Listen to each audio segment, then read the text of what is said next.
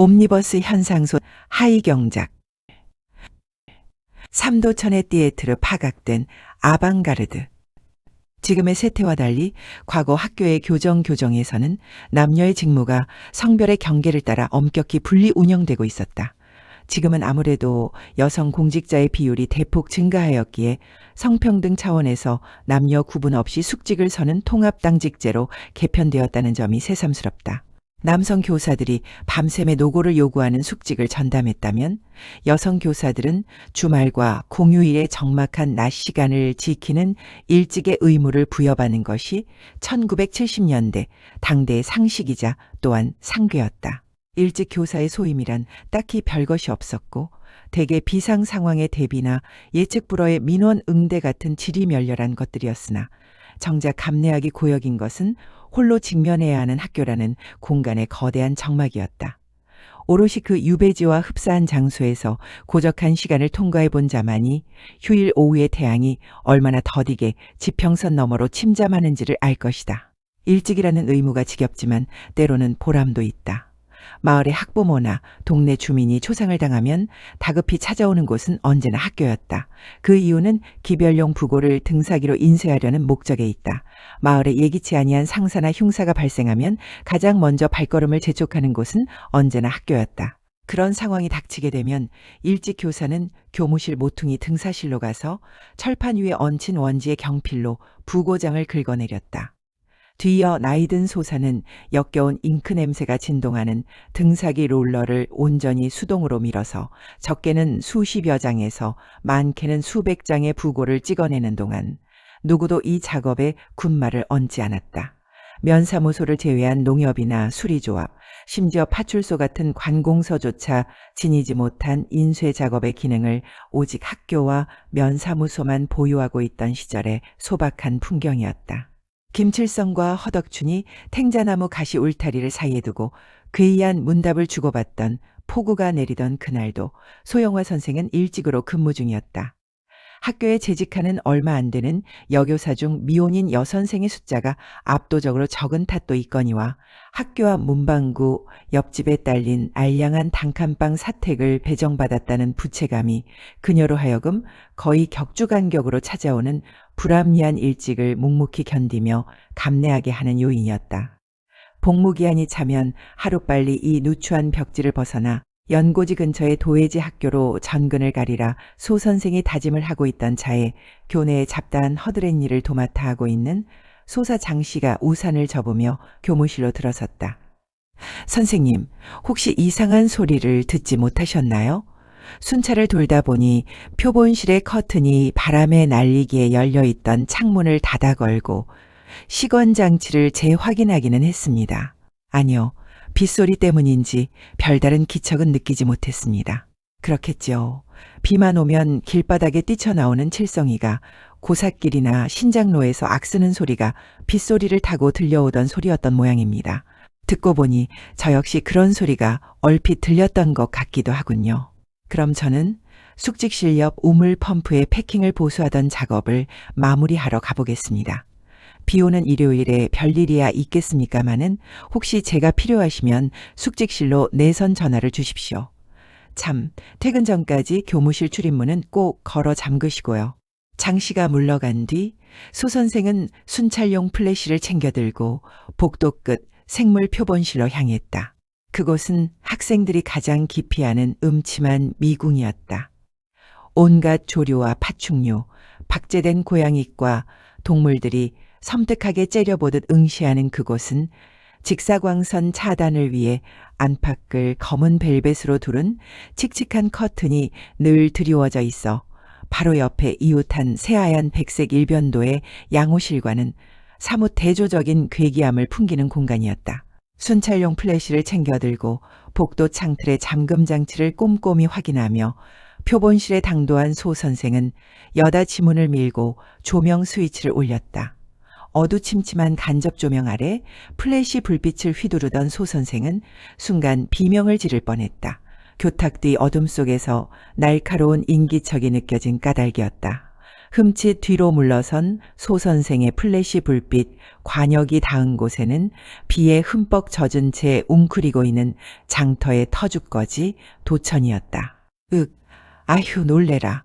도춘 씨, 도대체 지금 거기서 뭐 하고 있는 거예요? 소 선생은 아이들의 입버릇을 따라 그를 도천이 아닌 도춘으로 불렀다.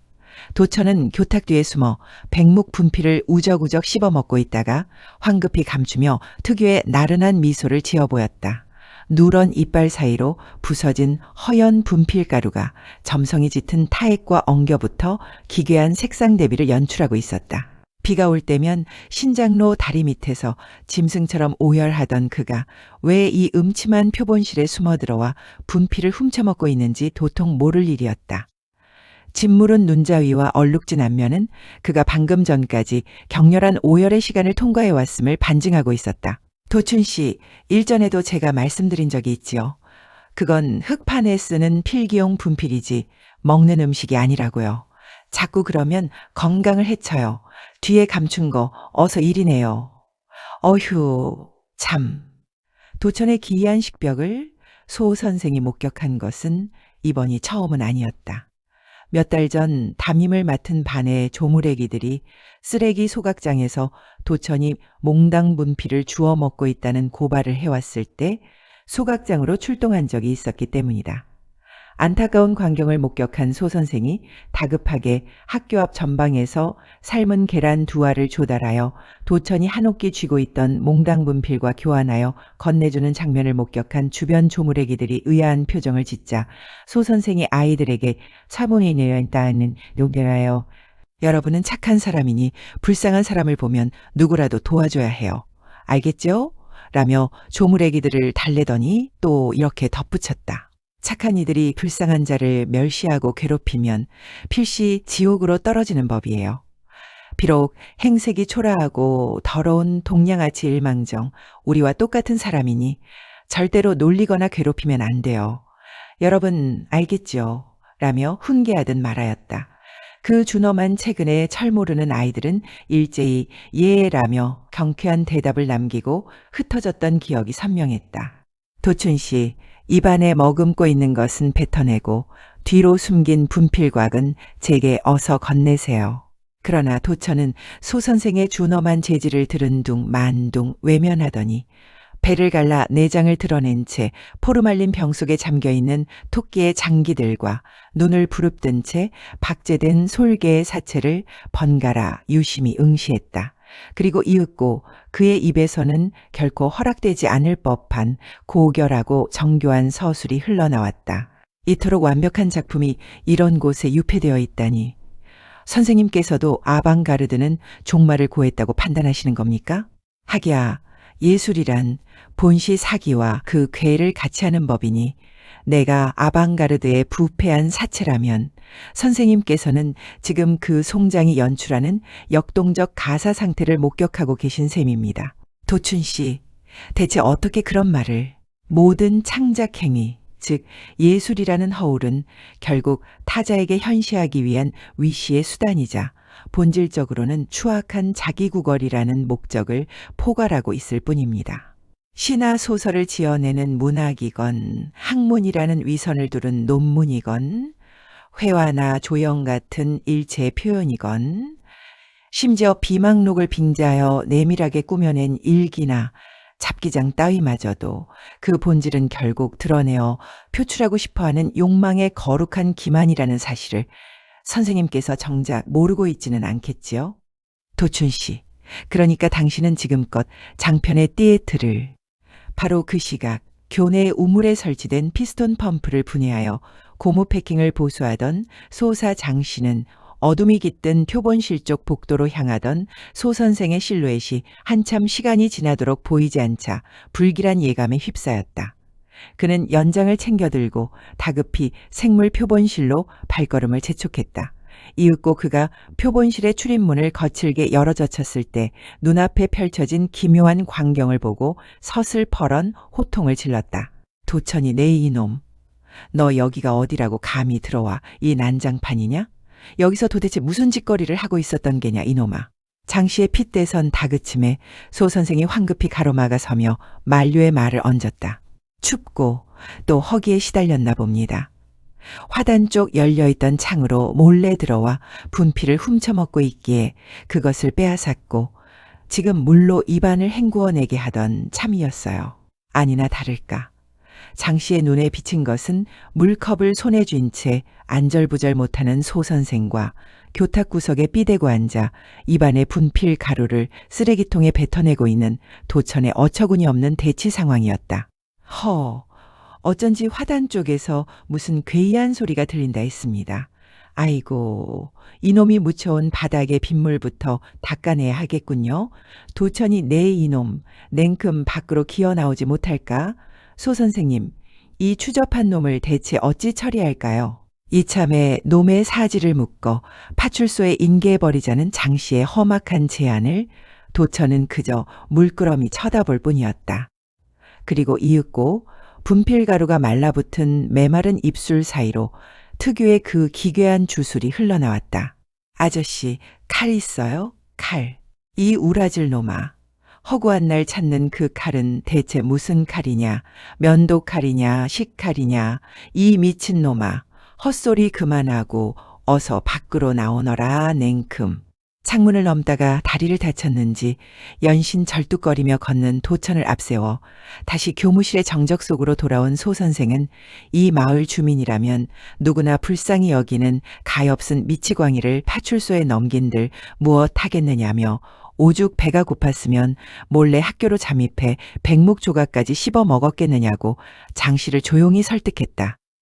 자신이 곧 학교 앞 전방으로 가서 허기를 때울 요깃거리라도 사올 터이니 장대비가 멎을 때까지만이라도 불쌍한 사람을 쫓아내지는 말자 하며 거듭 장씨의 처분에 간곡한 청을 넣었다.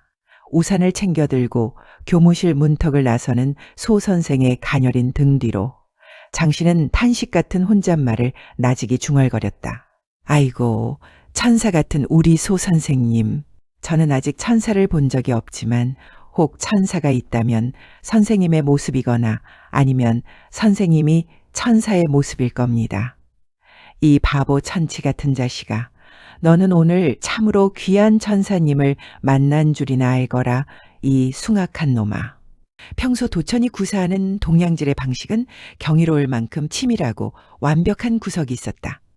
도무지 어떻게 수소문을 했는지 감탄할 만큼 이웃 마을이나 동네의 기륭사를 간파하여 그런 날이면 어김없이 새벽부터 그 집 문간에 죽치고 앉아 상다리가 부러지도록 종일 융숭한 대접을 받곤 하였다. 심성이 후덕하고 인심이 야박하지 않은 불황민들 역시 제 고울에 털을 잡고 터줏거지 노릇을 하는 도천을 가엾게 여겼던 터라 기꺼이 그를 한 사람의 손님으로 예우해 주었기 때문이다. 그날의 대사판이 흉사로 인한 초상집이 아니라 회연이나 혼인 같은 흥겨운 길사일 경우라면 마당 가득 덕석이 깔린 왁자지껄한 소란 속에서 도천은 당당히 잔칫집 한 구석을 차지한 채 맘껏 탁주발을 들이켜곤 했다.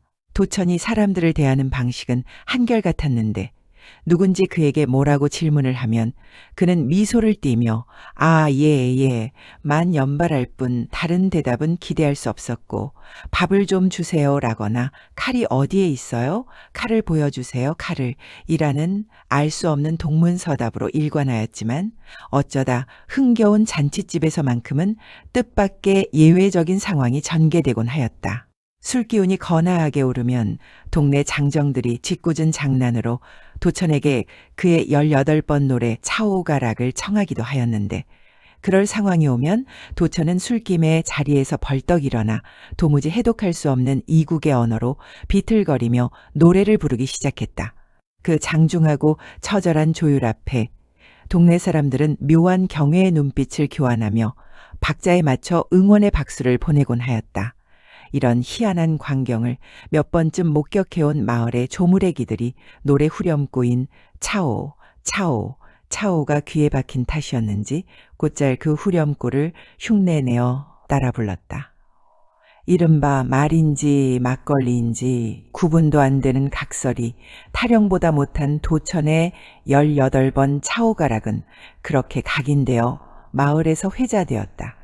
우나 마티나, 미손 질라토, 오 벨라 차오, 벨라 차오, 벨라 차오, 차오, 차오, 오 파르티자노, 포르타미 비아, 오 벨라 차오, 벨라 차오, 벨라 차오, 차오, 차오.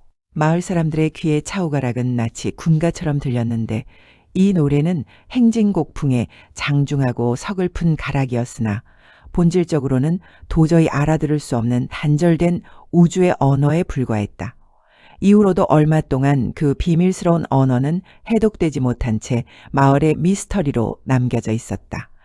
그러던 와중 국민학교 교감선생과 파출소장, 농협지부장, 그리고 마을의 최고 유지이던 허덕춘이 나란히 동석한 어느 유력자의 회가변 자리에서 비로소 우주의 언어로 취급받던 차오가락의 노랫말에 관한 봉인이 해제되기에 이르렀다. 일제치하에서 구라파 유학까지 경험을 하여 학식이 깊다고 소문이 나 있던 교감 선생의 고증에 따르면 도천이 읊조리던 서글픈 가락은 바다 건너 저 멀리 이태리 반도의 민요라는 것이었으며 후렴구로 반복되는 벨라차오는 안녕, 내 사랑이라는 애달픈 석별의 의미라는 요지였다. 뒤이어 허덕춘이 혀를 차며 덧붙이기를 저 모지리가 어디서 저런 품격 있는 노래를 배웠는지 알 수 없으나 정신 나간 반편이가 감히 입에 담을 격조의 노래가 아님에도 불구하고 놈이 구사하는 음정과 박자만큼은 기가 막힌다는 찬탄을 아끼지 않았다. 한때 지리산 일대의 빨치산 토벌대원으로 정신없이 사냐를 누볐다던 노회 한 파출소장은 마시던 술잔을 내려놓으며 음산하게 한마디를 보탰다. 어디서 들었던 귀에 익은 가락이다 싶어 기억을 되짚어보니 과거 화양 연기가 자욱하던 지리산 골짜기에서 빨갱이 무리들이 저희끼리 참호 속에 모여 앉아 나직이 흐느끼며 부르던 노래가 바로 저 괴이한 곡조라는 것이었다. 사현상, 인화 및 확대 존재와 비존재의 D.P. 충격적인 도천의 띠에트르 연극을 가감없이 목격한 소 영화 선생이 일찍 근무를 마치고 관사로 퇴근하여 샤워를 할 때 그녀는 골똘한 상념으로부터 스멀스멀 피어오르는 미묘하고 복잡한 감정에 가벼운 현기증을 느꼈다. 사실 소사 장 씨가 생물 표본실의 출입문을 거칠게 열어젖히기 전에 그녀는 표본실 옆 양호실에서 위생용 컵에 물을 따라와 도천에게 건넸었다. 그녀가 내미는 물컵과 도천이 숨기고 있던 분필갑을 맞교환하던 찰나 도천은 소 선생의 가녀린 손목을 왈칵 쥐어잡으며 그녀에게 나지막이 속삭였다. 칼을 보셨나요? 칼이 어디에 있나요? 칼... 순간 소 선생은 나락으로 흐르는 듯한 멀미감에 정신이 아득해져 맥이 탁 풀려 오음을 느꼈다. 이런 상황을 소사장 씨가 복도에서 목격하였는지 그녀로서는 알 수가 없었으나 표본실의 출입문이 왈칵 열리고 장 씨가 도천에게 소리를 지르자 일순 정신을 차린 그녀는 도천이 광기라는 완벽한 가면을 쓰고 세상을 기만하는 중일지도 모른다는 거대한 의혹에 전율하였음에도 불구하고 소 선생은 기지를 발휘하여 분필을 훔쳐먹기에 입을 헹구는 중이라고 둘러대어 도천을 변호하고 말았던 것이다. 그녀는 몇 시간 전의 장면을 곰곰이 기억하며 도천에게 능욕당한 손목을 비누로 박박 닦아내며 속으로 생각하고 있었다. 나 역시 이 거대한 기만의 가면극에 동조하여 공범으로 엮이게 되는 것인가. 그러던 중에 불현듯 그녀는 소사 장씨가 했던 말을 되뇌었다. 아이고 천사 같은 우리 소 선생님. 장씨의 그 무지하고도 순박한 찬사는 도리어 징벌처럼 그녀의 가슴에 와서 박혔다. 나는 아직 천사를 본 적이 없다. 하나, 만약 천상의 존재가 지상의 그 모습을 드러낸다면 필시 소 선생, 당신의 모습이거나 아니면 당신이 바로 그 천사의 화신일 것이라던 장씨의 독백은 음참한 표본실 안에서 자행되는 기만극에 비하면 얼마나 거대하고 참혹한 조롱인가. 근대 후기 포스트 모더니즘의 해체적 세계관을 맹신하는 자들은 미미와 추추의 고전적 대립이 마침내 종말을 고했다고 강변하곤 하였다. 이는 일찍이 셰익스피어의 맥베스에서 마녀들이 읊조렸던 아름다운 것은 추하고 추한 것은 아름답다는 주술적 차원의 궤변과 본질적으로 그 결이 맞닿아 있다. 그러나 미추의 본질적 가치가 혼용된다 하여 그것들의 경계를 가르던 선명한 특성까지 완전히 증발해버리는 것은 결코 아니다. 아무리 미학적 판단이 시대의 조류와 예술적 경계의 재해석에 따라 상대화된다 한들 눈앞에 재현되는 미와 추의 현상학적 판단은 냉혹하다. 오물과 빗물로 뒤범벅된 채 소름 끼치는 한기를 뿜어내는 저 동양아치의 불결한 손길을 과연 이성을 지닌 인간으로서 감각적 쾌락의 대상으로 삼을 수 있단 말인가.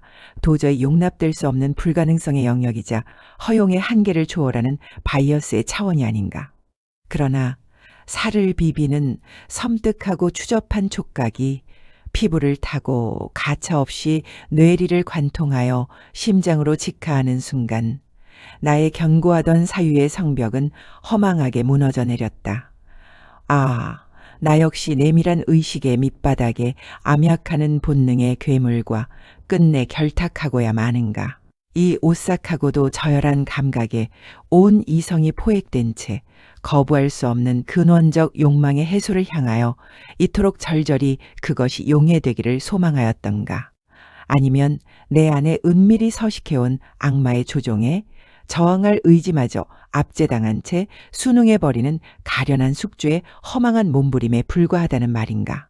박제된 솔개의 매서운 눈동자가 이 음흉한 현장을 샅샅이 내려다보는 와중에 천사의 가면을 쓴 나와 광기의 가면을 쓴 저 인간의 기괴한 연극은 드디어 막이 올랐다는 말인가. 샤워를 마친 소 선생은 나른한 표정으로 느닷없이 도천에게 잡힌 팔목을 응시하며 역겹지만 묘하게 다정하던 애매모호한 촉감을 기억하며 몸서리를 쳤다. 관사의 함석 지붕에 내리꽂히는 불규칙한 장대비 소리는 여전하고 밤이 깊어가는 시간이 될 때까지 소영화 선생은 잠들지 못하였다. 외정시대의 양철 지붕을 덮은 목조 건물로 개축되어 해방 이후 한동안 농협 저장고로 사용되어 왔지만 면사무소 뒤편에 신축 농협 창고가 들어선 이후부터는 관리되지 않고 방치되어 귀신이 득실거릴 만큼 험한 상태의 폐창고로 변하였다. 이 창고는 마을에서 오리가량 떨어진 피금리에 위치하였는데 마을 어귀에 위치한 과수원 둔덕백이 말미에서 시작하여 울창한 개울숲에 야부롯이 붙어있는 오솔길로 접어들면 인적이 드물어 어두워질 무렵에는 도통 분위기가 사납기 그지없었다.